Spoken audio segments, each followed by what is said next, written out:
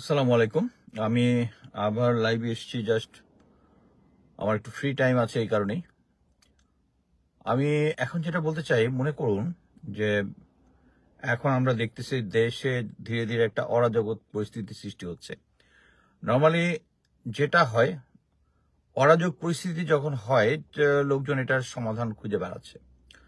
So এটার সমাধান কি? একটা জরুরি অবস্থা ঘোষণা। জরুরি অবস্থা মানে হচ্ছে প্রেসিডেন্ট সেনাবাহিনী প্রধানকে বলবেন যে আমরা দেশকে কন্ট্রোল করতে পারতেছি না, সো আপনারা কন্ট্রোল নেন, আপনারা আইন শৃঙ্খলা পরিস্থিতি ভালো করুন। আচ্ছা, এখন বর্তমানে কখন এই পরিস্থিতি হতো? যখন ক্যান্টনমেন্টের ভিতরে সেনাবাহিনীরা থাকতো।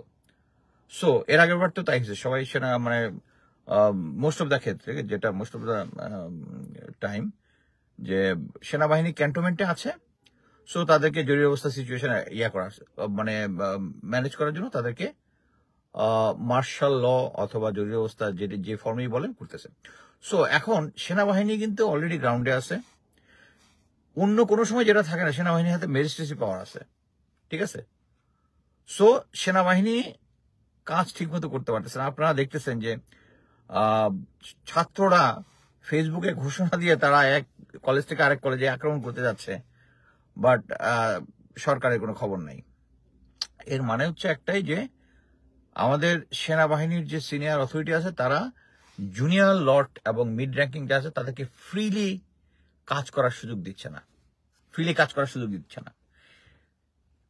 এখন সেনাবাহিনী, আমি বলবো যে অফিসিয়ালি না হোক, আনঅফিসিয়ালি সেনাবাহিনী পাওয়ার আছে, তারা গ্রাউন্ডে আছে, তাদের কাছে ক্ষমতা আছে, ম্যাজিস্ট্রেসি পাওয়ার আছে। তাহলে এখন আইন শৃঙ্খলা কন্ট্রোল করতে পারতেছে না।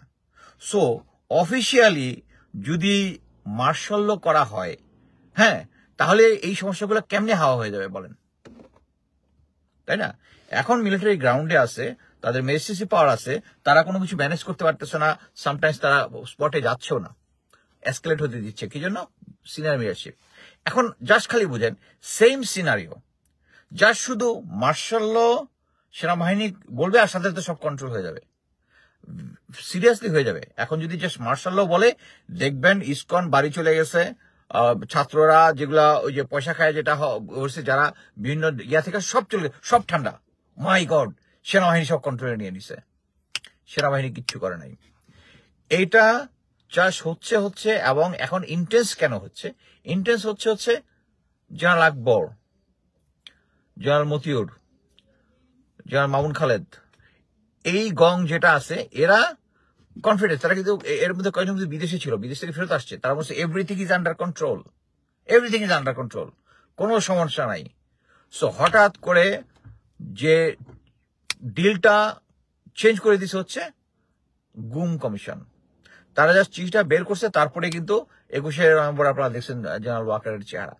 সো এখন তারা মরিয়া হয়ে আছে তাদের নিজের বাঁচার জন্য, তাদের একটা দেশের মধ্যে অরাজক একটা পরিস্থিতির শিকার করবেই। করলে যেটা হবে, সেনাবাহিনী যদি পাওয়ারে আসে তখন কি হবে? এইটা হচ্ছে সেই সেনাবাহিনী, ফ্যাসিস্ট হাসিনা সরকারের যে সমস্ত জেনারেলরা গুম খুন ছিল, তারা তখন ইমিউনিটি পাওয়া যাচ্ছে।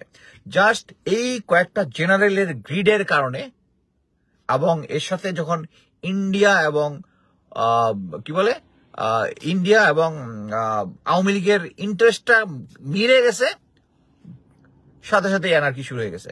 আপনি গ্যারান্টি থাকেন, এখন যখন আর্মি ক্ষমতায় নিবে, ক্ষমতা নেওয়ার মানে হচ্ছে সমস্ত কিছু ঠান্ডা হয়ে যাবে। তখন ওকে, ঠান্ডা হয়েছে, আমরা খুব খুশি, আমরা চাই না এখন দেশের মধ্যে কোনো এনার্কি হচ্ছে না।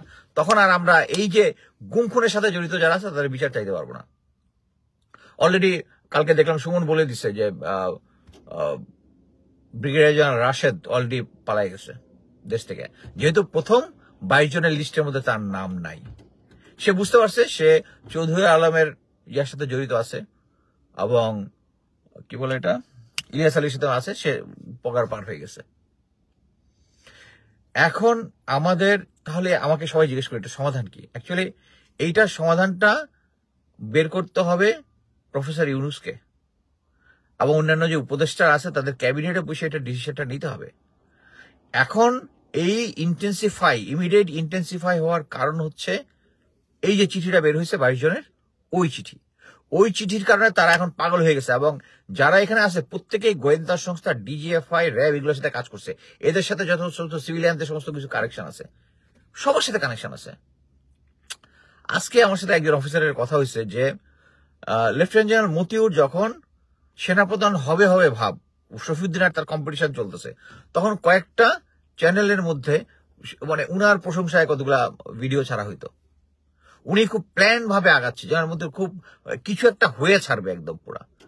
উনার রাজবাড়ি, উনি যখন এজি ছিলেন তখন কুয়েতে কতগুলা সিভিলিয়ানদের চাকরি আছে, যেটা ইউনিফর্মে, কুয়েত আর্মির ইউনিফর্ম পরে ওখানে কিছু কাজ আছে, যে রিক্রুটটা আর্মির মাধ্যমে হয়। উনি রাজবাড়ির 150 লোক একসাথে পাঠিয়ে দিয়েছিলেন। সো ওই লোকগুলো তো তার হাতের মুঠোয়, রাজবাড়ির লোকজন। ওই যে আমি বললাম না যে উনাকে হঠাৎ করে দেখছি হচ্ছে 7,000-এর মতো ফলোয়ার, হঠাৎ করে এক সপ্তাহের মধ্যে দেখি যে 34,000 হয়ে গেছে। এখন বোধহয় 37,000 বাড়বে। এটা হচ্ছে, এবং সব হচ্ছে তাদের রাজবাড়ি এবং ডিজিএফআই এর লোকজন। এখন দেখেন প্রতিটা জায়গায় আমরা ফেসবুক যারা ইউজ করে অ্যাক্টিভিজম করতাম, তাদের প্রত্যেকের যে ফেসবুক আমাদের উপরে কিছু হইলেই একটা ব্যান দিয়ে দিত, সেম জিনিস হচ্ছে। এই যে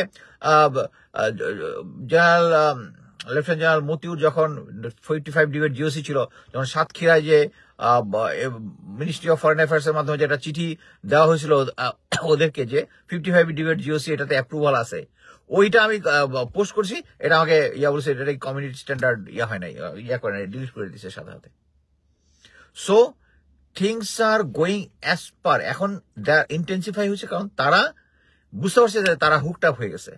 এখন এটার জন্য তারা দেশকে অস্থিতিশীল করে, এই জেনারেল গুলা হচ্ছে একটা হারামখোর জেনারেল। আমি মানে এই ফ্যাসিস্ট হাসিনা যাদেরকে এইভাবে তুলছে, তারা এরা হচ্ছে হারামখোর জেনারেল, এবং তারা নিজেরা জানে যে যদি হয় তারা বিচারের মুখোমুখি না হলে দেশকে তারা সালা করে দিচ্ছে, ওরা দেশকে অস্থিতিশীল করেছে। এদের মধ্যে দেশপ্রেম বলতে বিন্দুমাত্র কিছু নাই।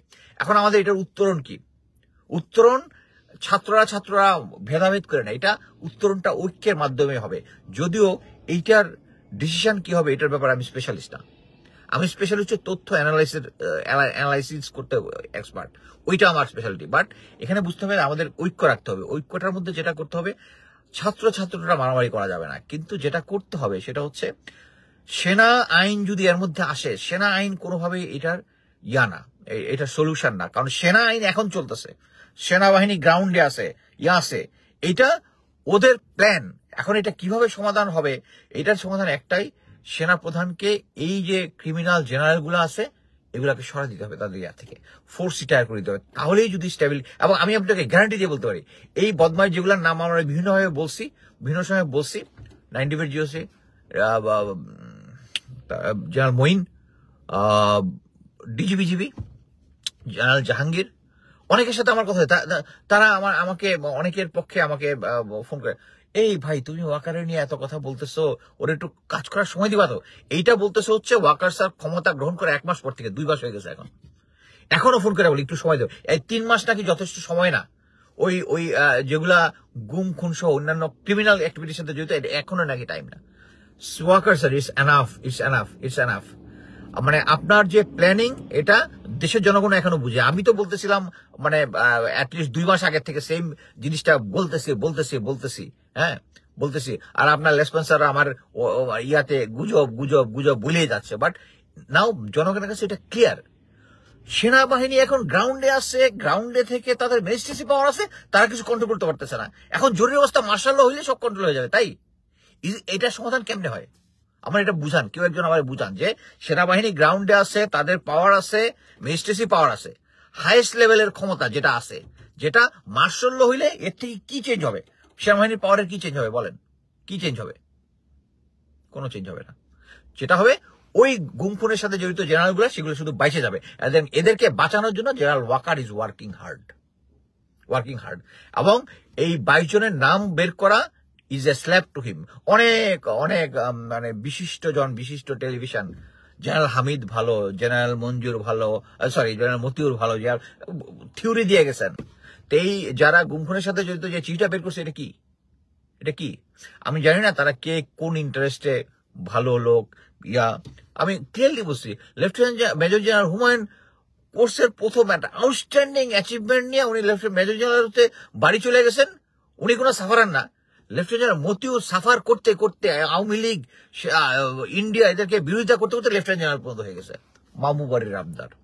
এখন আমি তো অনেক কিছু শুনি, যে সমস্ত জেনারেল মানে ব্রিগেডিয়ার উপরে হইতে পারে নাই, মানে যে কজন আওয়ামী লীগ স্পেশাল, তারা নাকি যেহেতু আওয়ামী বিরোধিতা করেছে এই জন্য তারা ব্রিগেডিয়ার হিসেবে স্যাটিসফাইড।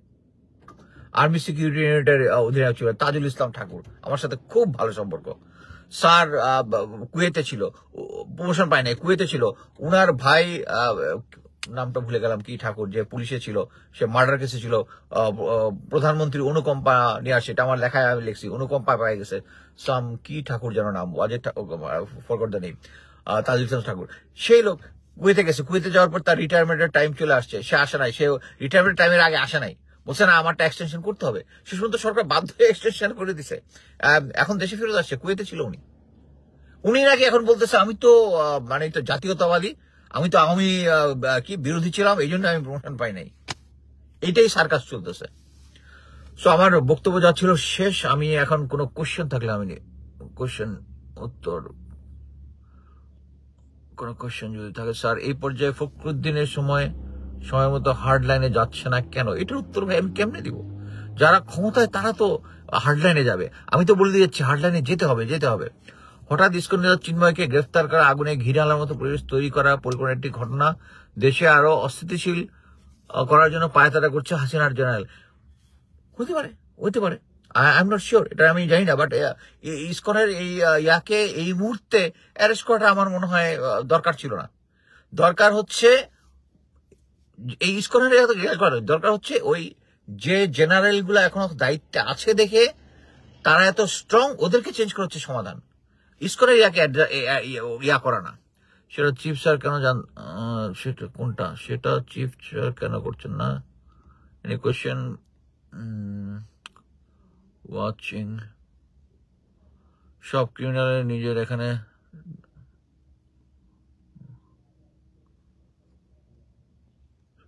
শেষ কথা একটাই, জেনারেল ওয়াকার আপনি already branded as a villain of Bangladesh nationalism. বাংলাদেশে আপনার ভিতরে কোনো দেশপ্রেম নাই। আপনি আপনার পরিবার এবং ফ্যাসিস্ট হাসিনার ইয়া করার জন্য এখনো এই ক্ষমতাটাকে ধরে রাখছেন এবং এদেরকে লালন পালন করতেছেন, একটা ফিউচার টাইমে আবার আওয়ামী লীগ যাতে ফেরত আসতে পারে। 2 তারিখের আগ পর্যন্ত, 3 তারিখের আগ পর্যন্ত, আগস্টের 3 তারিখের আগ পর্যন্ত আপনার আদেশেই ব্রিগেডিয়ার ইমরান হামিদ ওই জায়গায় দাঁড়ায়, ঢাকার রাস্তায় দাঁড়ায় এলএমজি দিয়ে গুলি করছে ইয়ার দিকে। বিজিবির লেফটেন্যান্ট কর্নেল রিদওয়ান ফায়ার করছে, এবং আরো অনেকে। এরা কি কোন সেনা প্রধানের ডাইরেক্টিভ ছাড়া ফায়ার করছে?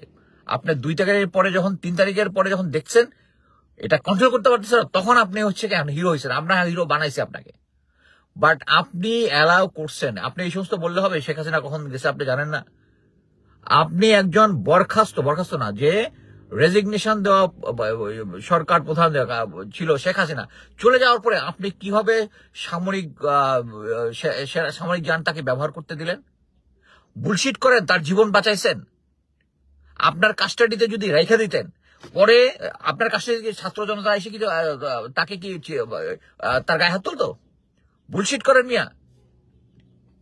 আপনার কাস্টাডিতে আপনি 626 জন রাখছেন, আরো একজন রাখতেন। আপনি সরকারি এয়ারফোর্স চিফকেও এটার অ্যান্সার দিতে হবে যে কেন, যে কেন আপনি আপনার বিমান ব্যবহার করতে দিলেন তাকে। সে তো আর রেজিগনেশন দেওয়ার পর হি ইজ নো মোর প্রধানমন্ত্রী। এইটার অ্যান্সারটা নেওয়ার জন্যই এই সেনাবাহিনীর এই আরেকটা, যে আমি জাস্ট ক্লিয়ারলি বলতেছি, বাংলাদেশ সেনাবাহিনীকে যে সিচুয়েশনটা একটা ডিজাস্টার্স মুভমেন্টে ফেল করার জন্য আমাদেরকে, আমরা যারা সৈনিক আছে, অফিসার আছে, তাদেরকে এখন আওয়াজ তুলতে হবে। এছাড়া কোনো নাইলে যেটা হচ্ছে জনগণের মুখোমুখি আপনাদের দাঁড়াইতে হবে। আপনারা ভালো মতো জানেন যে আপনাদের কাছে ম্যাজিস্ট্রেসি পাওয়ার আছে, এবং মিড লেভেলের যারা গ্রাউন্ডে আছেন তারা জানেন যে আপনাদেরকে আপনাদের সিনিয়ররা কাজ করতে দিচ্ছে না। এটা বাংলাদেশ সেনাবাহিনীকে একটা গাড্ডার মধ্যে নিয়ে ফেলা হবে। এটা আমরা কেউই চাই না। আপনারা আওয়াজ তুলুন, সৈনিক, অফিসার।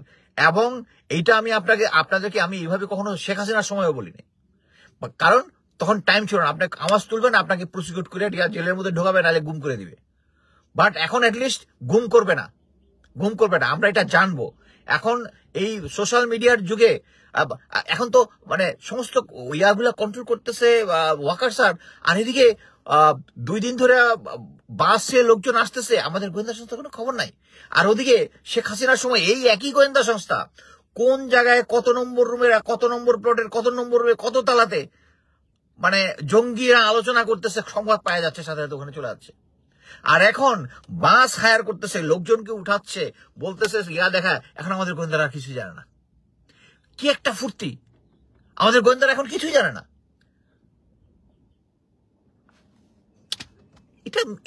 এটা তো ক্লিয়ার। এটা জেনারেল ওয়াকারের প্ল্যান, এই প্ল্যানের মধ্যে ইয়া দিচ্ছে। জেনারেল ওয়াকার আমাকে কনভিন্স করার চেষ্টা করে তাকে একটু স্পেস দেওয়ার জন্য। Enough is enough.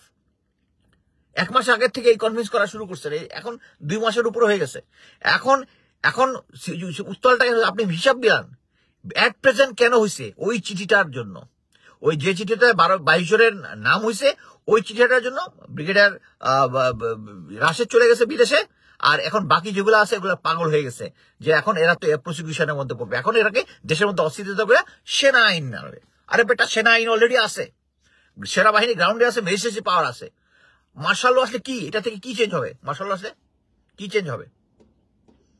কোনোই চেঞ্জ হবে না। ওই শুধু ওই ফ্যাসিস্ট সরকারের যে ইয়াগুলো আছে, যে জেনারেল গুলো আছে, গুম খুন করে তারা এতদিন পুরো দেশটাকে আয়না ঘর বানায় আছে, তাদের রক্ষার জন্য এই জিনিস হচ্ছে। ধন্যবাদ।